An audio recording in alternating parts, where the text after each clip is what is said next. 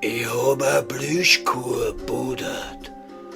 Dabei hab ich ein Flaschel Bier gesoffen, ein Marlboro geraucht und an meinen beinharten Lagerjob denkt. Trotzdem ist mein hocherregtes Hengstglied nicht geschrumpft. Wie's mir gekommen ist, in der Plüschkuh-Food, hab ich plötzlich das Gesicht von meinem Lagerleiter gesehen. Ist es nicht pervers, werte Zuhörer, wenn man bei einem Orgasmus das Machgellig Fries vom Vorgesetzten sieht und nicht die feuchten, himmelblauen Augen von einer geilen Plüschkuh? Wurscht. Ich war gespritzt wie ein fickriger Jungstier, geistig in die Goschen vom Lagerleiter. Was anders? Ich hab mich von der Babsi scheiden lassen. Das Gequietsche von der sexbesessenen Gummipuppen ist mir total am Arsch gegangen. Ich geb's zu, die Scheidung war keine leichte Angelegenheit.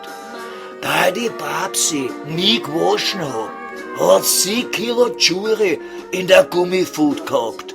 Ein Horrorhaken, der sauschwere Quietschdussi im Miescontainer zu beerdigen.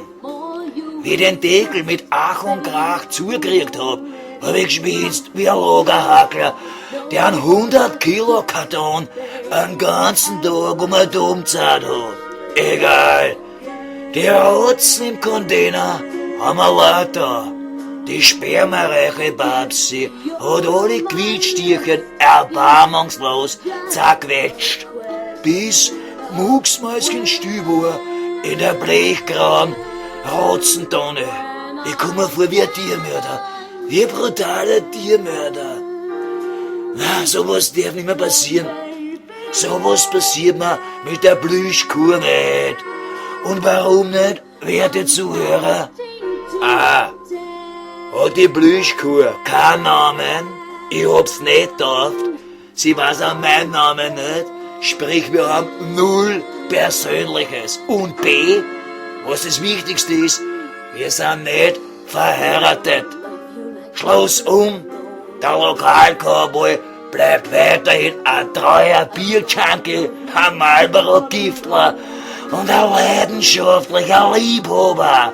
Habe Ehre!